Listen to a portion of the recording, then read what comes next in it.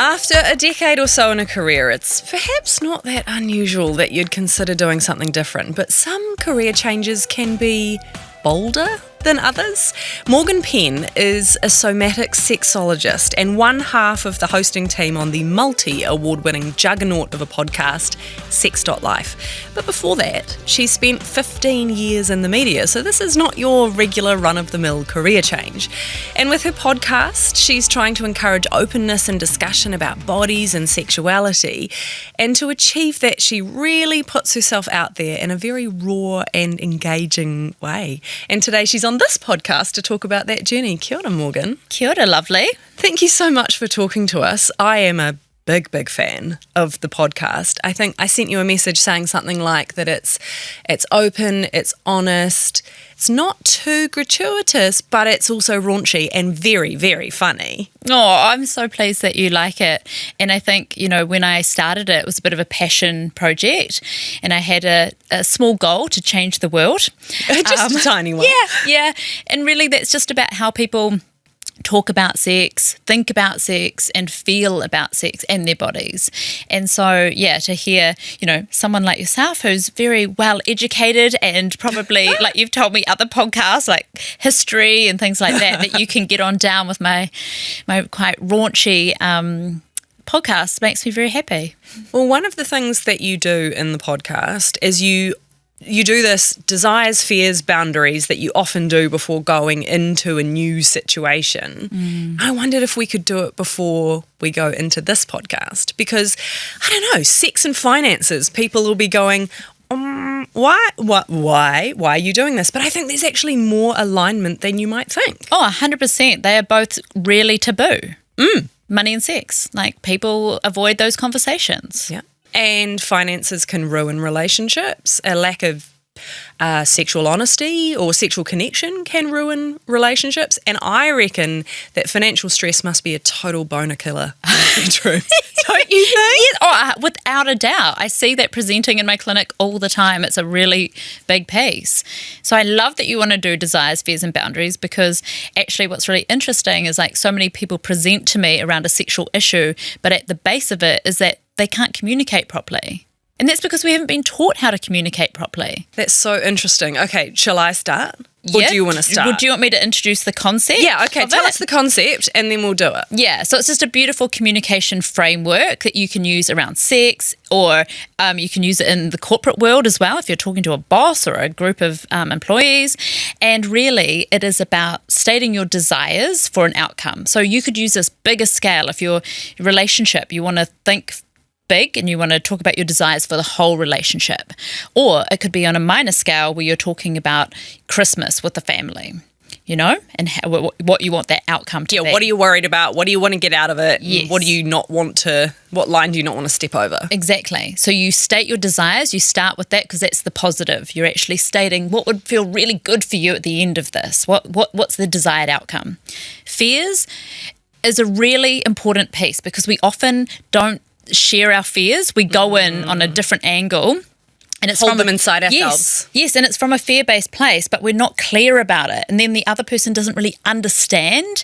And quite often our fears are a bit irrational and a bit weird, but the moment we speak it out loud, it just takes away the electrical charge from in the body and you get a chance to be heard in something that might just be so stupid, but the moment it's out there, you're like, oh God, that feels good. It's not swirling around in my head anymore. So you can say your fears and then you work out your boundaries together. And the boundaries piece then is kind of the contract, taking into account the desires and the fears, and you make a plan. What are we going to do? How are we going to get those desires that feel good for both of us? I think it's such a great tool and I hadn't thought about it in a corporate context, but absolutely. Yeah. So do you want to start? What would be your desires, fears, boundaries for this conversation, which is about another one of those taboo subjects, finances? Gosh. My desires would be just that we can speak honestly. Oh, please. Yes. Yeah. Like really authentically. My desire would be that there are people listening that are your audience that wouldn't necessarily go and listen to mine that get a takeaway from this that feels really nourishing and yummy for them to implement in their life. And my desire is to have a bit of fun with you Because we've spent a little bit of time together, but we don't really know each other well. So I'm actually looking forward to quality time with you. Awesome. So am I. And sorry, what was your boundary? So, well, I haven't gotten there. Okay. I haven't even done my fear yet. Oh, That's my okay. desires. We're still on the desires. Yeah. I'm being a bit Okay. gluttonous with my desires. So many desires. Yeah. My fears are that I've actually got dry lips because I've been talking a lot this morning. So I'm scared my tongue is going to go overdrive and I might sound weird. Okay. Thank you. Thanks for hearing me in that. Like what I'm showing is fears don't have to hold a lot of weight. You can take the power out of them just by speaking them out loud. Yeah. You can just go to me or look at my mouth and be like, okay, mouth sounds fine, looks good to me. It's all good. It looks good to me, and if you need to take a drink, you can. Thank you. Well, can I put that into my boundaries then? Sure. If there's a moment where I just want to stop and I feel like that'd be unprofessional, I can just have a little slurp. Absolutely. Okay. Slurping is encouraged. Thank you. What is that? What is it? ASMR or whatever, where people like listening to eating noises, and maybe we can provide a bit of that. Okay, I'm up for that. We don't yuck anybody's yum in my world. Totally. As long as it's legal. Okay. All right, do you want to share? Sure. So my fear would be... You got to start with desire. Start in the positive. Why am I starting with the negative? My desire also was that we could have a really open, honest chat, because I think you've been so bold and so brave, and I think there's always something that other people can learn from someone taking risks and doing something new. Beautiful. And career change can be so unsettling and so scary. So my desire is that you're just really open and honest about that so that everyone else can take something away from the brave, wonderful thing you've done. Love it. And I also would agree. I just hope this is fun. Yeah. Nice. Because people always assume sex, great, is fun, sexy, we can relax. But they think finances and they go, I have to be in some sort of pinstripe suit. And I hope that people can relax into a conversation about finances rather than feeling uptight. I love that. Yeah. Okay, so now I get to my fears. Yes. I've got a few of them. Okay. Yeah. That I come across as prudish. Oh. Because my reputation is as the finance girl. Got it. Not the sexy Sex.Life girl, which is your vibe, right? That's a valid fear. Mm-hmm. Also, because we are filming this podcast for the first time, my fear, being fairly freshly postpartum, is that I might leak. Oh, thank you for sharing that. So if you could just keep an eye on the girls, happy to. You don't have to ask me twice to look at fuzzies. we can mop up if we have to. Perfect. All of you is welcome here. Let me just say that. And my boundary would be, I don't know, maybe let's not talk about my sex life because I feel like there isn't much of one at the moment. Here's me saying it's my boundary and then starting to talk about it. So go figure. Yeah. No, I really respect that. And I think when we talk about sex lives, it doesn't actually mean like intercourse as well. Sex lives to different people could be hand-holding. Intimacy gets you thrown around as like a word for sex, and it's not. Intimacy is maybe having a really hearty talk. It might be a massage. It might be a walk together, holding hands and not talking, So I think a sex life is like open to interpretation. Yeah. So maybe we can dance around it a little bit. Well, the context there, and again, this is possibly me breaching my own boundary, so perhaps it wasn't a firm boundary, is, I spent years doing IVF and then having children, and so the body has been a place of service to an end. And so it takes a while to walk that back and re-find what you had before. But anyway, we've spent a lot of time on desires, fears and boundaries, and I want to talk about you and your career change. But I feel like for some people, maybe the place we need to start is with a definition. What is a somatic sexologist? Well, I am someone who has studied neurobiology. I've learned about human behaviours, why we do what we do, why we're attracted to what we're attracted to. And I figure out the science of sex, really. And it's funny because most of us in this time zone, we've come from sex, and it's a really primal part of what we do as a human being, and yet it seems to be one of the most trickiest and misunderstood things that we do in our human experience. And so I spend my days helping people have better sex, getting to understand and know their bodies, and to be honest, like a key piece of having a good sex life is actually knowing what you want. And there are a lot of people who do not know what they want, do not know what they like, are too afraid to find out, too afraid to name their desires. In a world, especially for women that have grown up being a good girl and slut-shamed, and told that their bodies aren't good enough unless they're tiny. So that all really impacts sex lives. And so, yeah, I spend my days supporting people to talk about the things that are hard to talk about with sex and relating, and how to have a lot of pleasure in their lives. I can already see why you're so good at this. But I'm interested in how you found this new career path. Because I think, like me, you went to broadcasting school, you got into the media industry. Was it a slow burn, like, I need a new path? Or was there a mic drop moment where you were like, oh, this is the path for me? A little bit of both. I really loved radio, and I loved the wildness and the creativity and the people, but I also never felt like my sole purpose was being fulfilled, and I felt like I wasn't making a difference in the world. And so that's what I went searching for. About 3 years before I left radio, I was starting to question everything, but I couldn't figure out what I really wanted to do. And I was thinking about, not-for-profit work, how would that look? And what do I really care about in this world? And then I thought, I actually want to talk about people's problems. Like, I think that's a really, I don't know why we don't talk about things, especially the taboo things. And I was always the person in the office that people would come and disclose quite private things to. So were you weighing up like psychology or counselling or life coaching, those sorts of things? Or did you already have the sexual slant in mind? No, not at all. I started life coaching. I became a life coach, and I quite liked that. But to me, it was just a little bit too rah-rah when I was like, this is the juicy stuff. Like, this is a bit surface for me. No offense to life coaches. I think they do amazing work out there. It's really important. But for me, I wanted like nitty-gritty stuff. And then I think Instagram was still relatively new, and I stumbled across a woman talking about her nipple hair. And I thought, what? Other women have nipple hair as well? And then I started opening that conversation in the office, and all the women were like, yeah, me too. Yeah, I've got nipple hair. I was like, what? We've all got nipple hair and no one's sharing and talking about it. And so then I just started opening up more conversations like that. Instead of hiding a tampon in my pocket, going to the toilet, I'd walk through the office with the tampon high in the air, declaring, I'm off to plug myself up. Because I just wanted to like shock people and like bring in different conversations. I was quite brazen. And this must be key to your personality, right? You're an open person to begin with. It wasn't like a personality change overnight. Look, she's not a shy one, no. But I just thought, oh my God, the people are talking about this stuff, and we need to talk about this. It's really important stuff.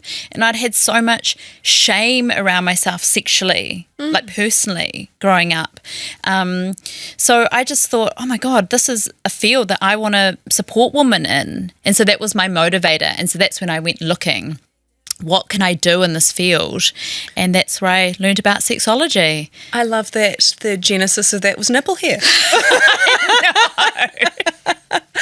So you found it. Then what's involved with actually retraining? And I guess you've taken a while to figure out what it is you want to do.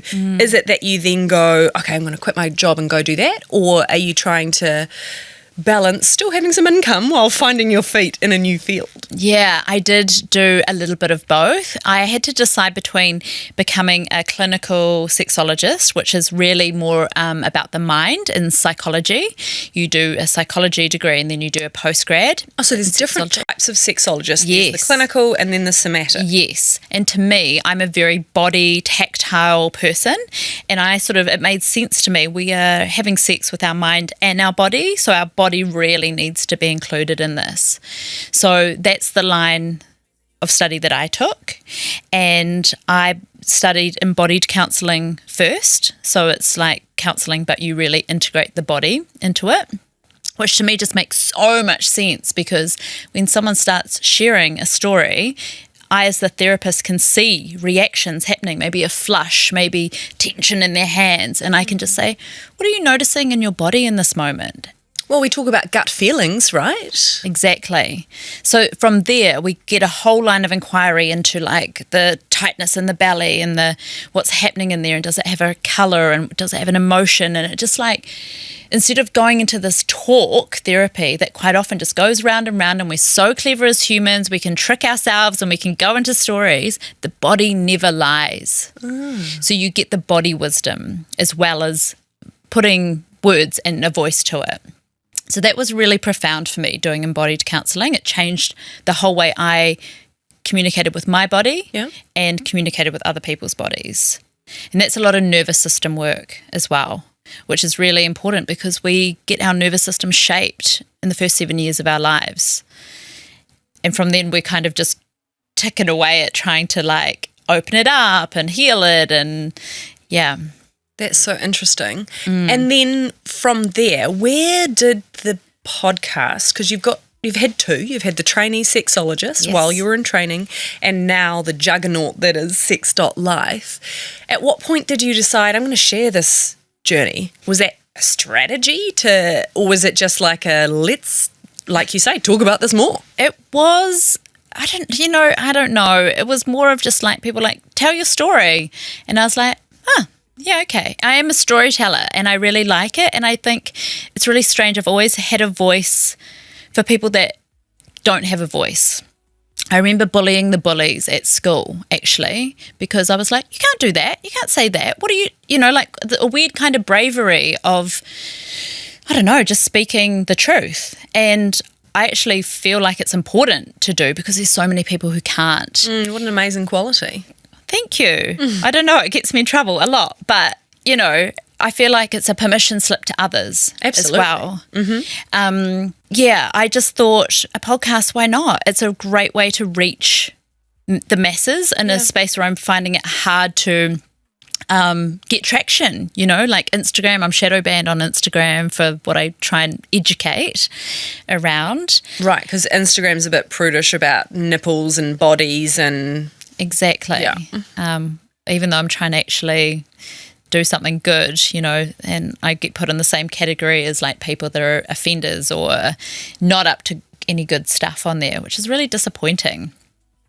But it's hard for them to discern the difference because it's all sort of robots, like that are checking. So it's kind of another way of reaching the masses. Yeah. But it also requires you to talk so openly and really put your body and your experiences out there in the world for everyone to judge and pick through. And yes, has that been confronting for either you or, your mum or your siblings? What did they make of it? Yeah, it is very confronting. After every episode, I always have a little bit of a vulnerability hangover.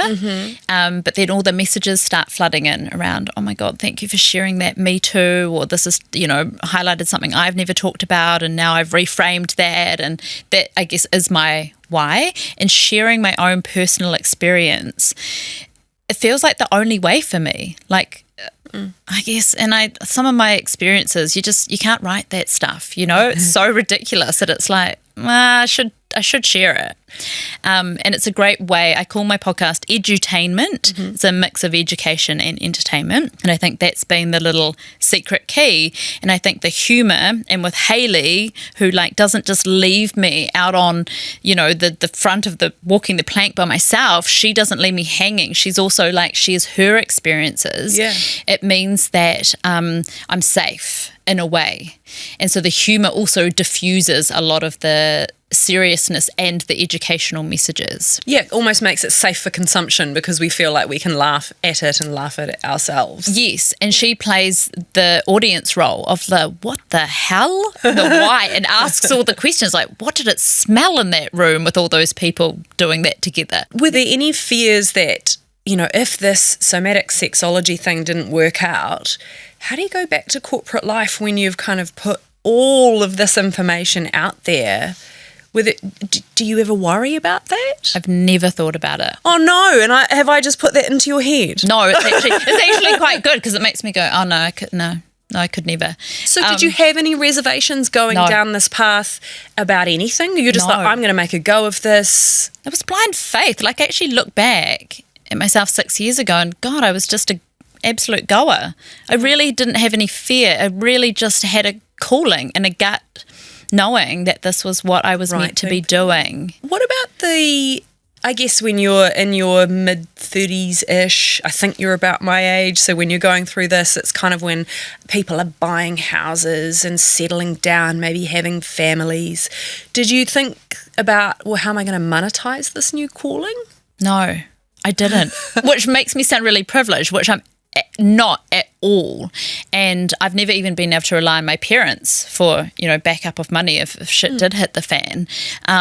So I've always known I've had to work hard for myself, which I do think actually makes me a good businesswoman because I'm willing to burn the midnight oil and hustle and do whatever I need to do. But for me, it was a no-brainer. I just had to follow that. And I know this might sound a bit woo-woo, but I do think, there's an old saying like leap and the net will appear. And I think that bravery and just really believing in your why, things do 9 times out of 10 work out quite well. So practically speaking, did you have like a little emergency fund and go, okay, we're going to build up the client income? I know I'm sounding like the finance nerd here, but it blows my mind that you weren't like scared of leaping into the unknown of this whole, you've gone from a salary to being a business owner and all of the ups and downs that can go with that. Yeah, I know. And I was earning good crust as well in radio at that time. And I had a bit of savings. I was thinking about, buying a house. My best friend and I, we'd actually gone through the process of like, how much can we borrow? And we were right there. And then I was like, pump the brakes. I'm changing career and I'm going for that. So I did chew through all of my savings. And actually something I will share that I haven't really shared before, but this beautiful man let me live at his house for free for 4 years. Wow. Because when he heard the study that I was doing, he really believed in it. And he really wanted to support me. And he was, he at the time would have been about, late 50s and lived in a beautiful home and had a whole downstairs area that had a separate entrance to his upstairs area, beautiful gardens, and he had cancer. And he said, if you want to live here, all I would ask is that you help with the gardens and help if I need like shopping or anything like that. Wow. Yeah. And that gave me the freedom to do my study, to not have to just take on any Tom, Dick and Harry client, take my time, build up who I am in that new world. And I really owe so much of that, of my business and how I am now to that beautiful, generous man. That's amazing. Almost like a benefactor who's supported your career change. That's incredible. How do you work out, though, and I keep coming back to the numbers. That's good. Yes. How do you work out what a sexologist charges? I noticed on your website that a lot of your pricing is in US dollars. So have you just got international clients?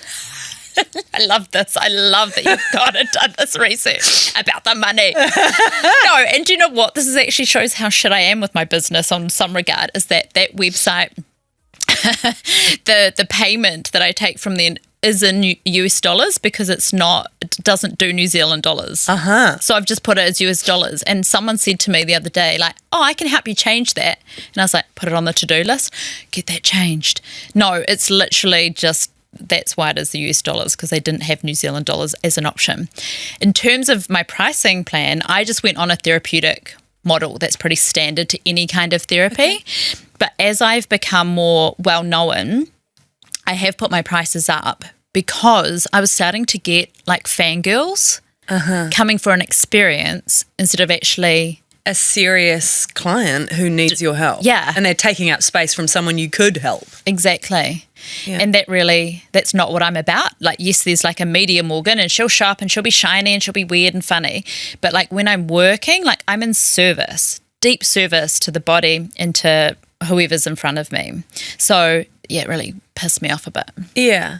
I also noticed there was a wait list for, is it the yoni mapping? Yes. Firstly, what is a yoni? Yoni it's actually a Sanskrit word, and it encompasses like the vulva, vagina, and the whole womb space. And we don't really have another word for that in our sort of English language. Yep.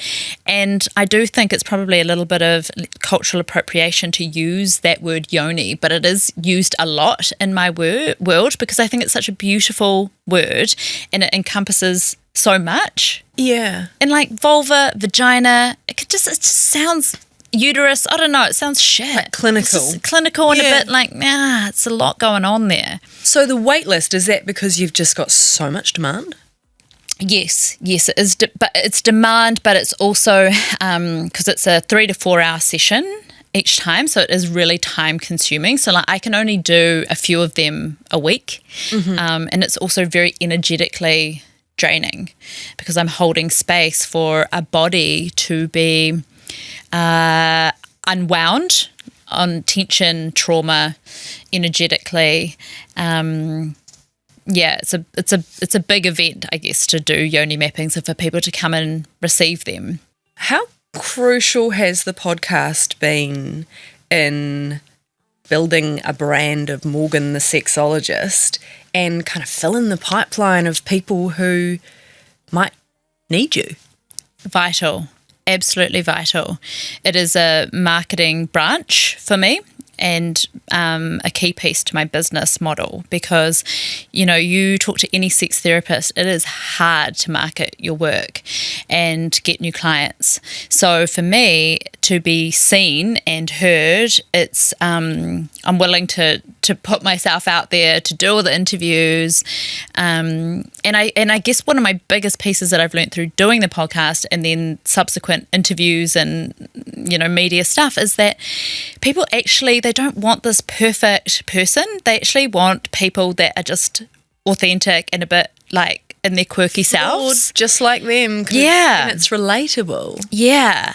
And so the more that I've really let that land, as hard as it is sometimes, which you might think it's not for me because I talk about so many wild things that I do with my body, to actually really show up authentically has been my hardest thing. But when I do that in the media, people love it because people can feel it. People can actually feel when you're authentic. And it's been so great for, people show up in my clinic and they're like, oh my God, I feel like I already know you. I feel like that. Yeah. Because it's so intimate, what I share. And so then people feel safe to share back to me. Yeah. So it helps almost in the therapeutic context because it's broken down some barriers already. Yes. You mentioned other sex therapists. Is there lots of competition out there? I don't even call them competition. They're colleagues. Like, we need more people doing it.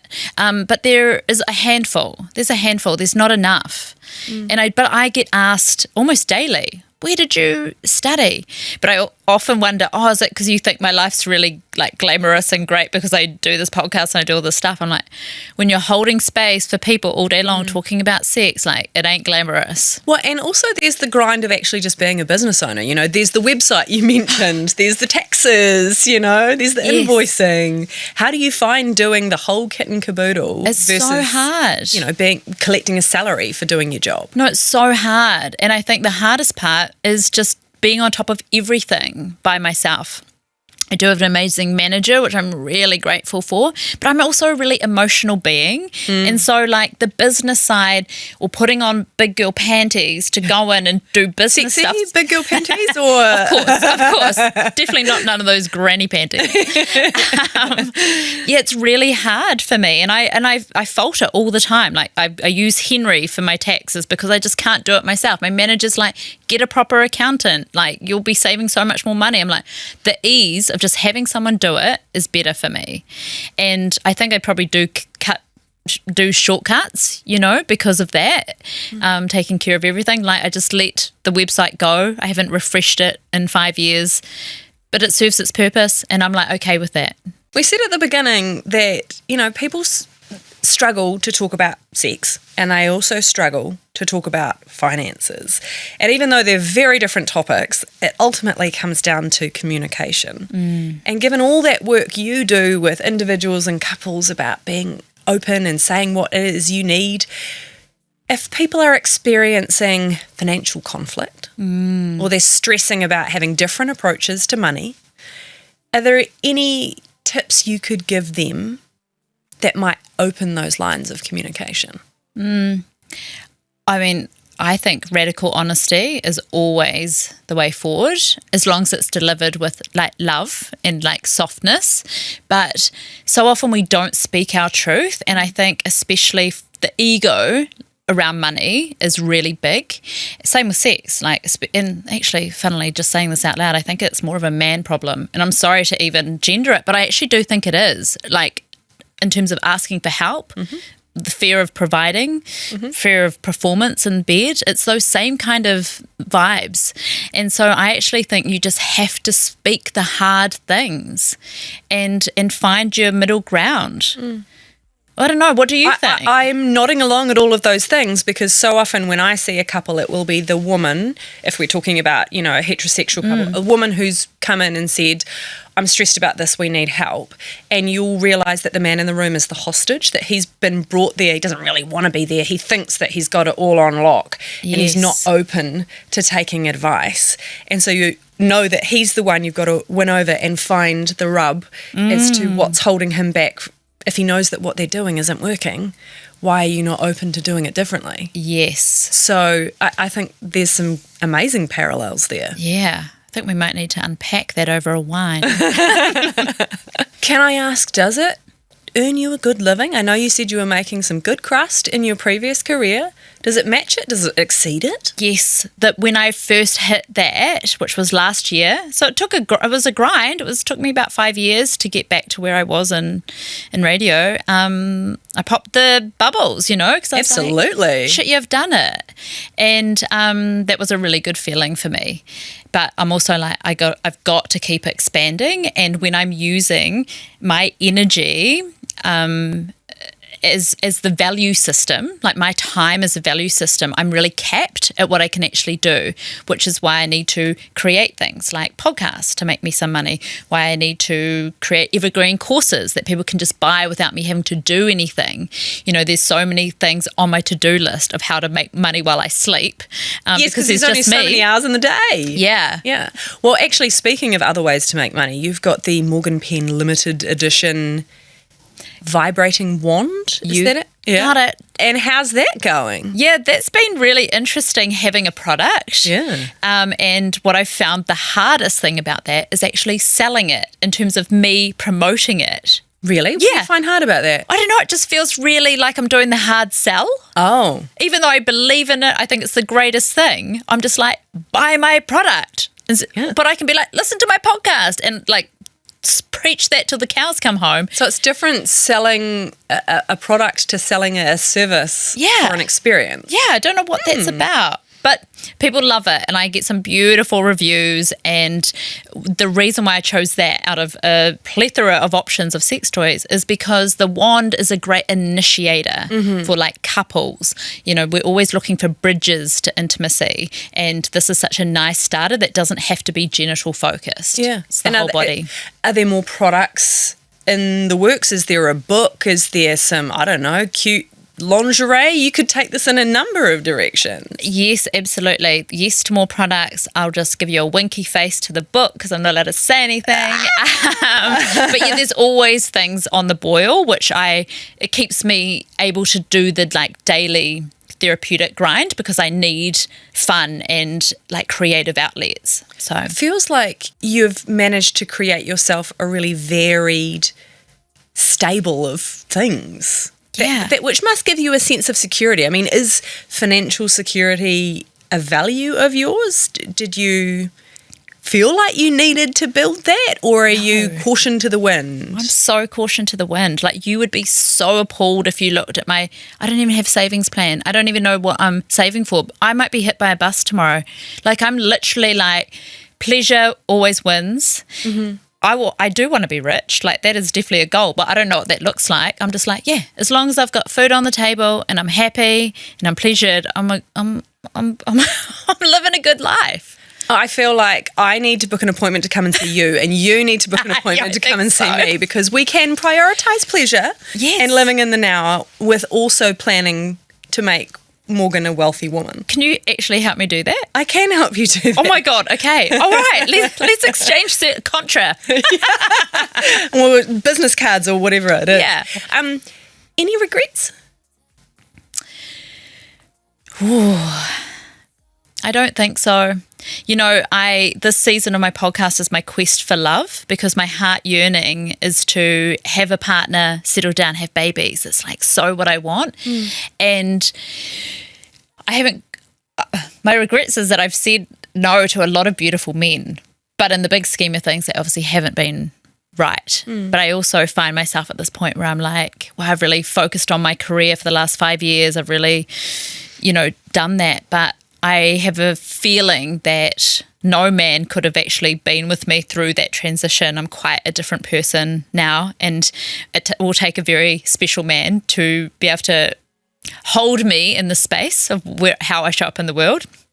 So yeah, not really regrets, but just quite a few reflections at the moment. And would you have any advice for other people who are considering, you know what, this is not my calling, I've got to figure out what is? What would you say to them based on what you've learned in following your heart?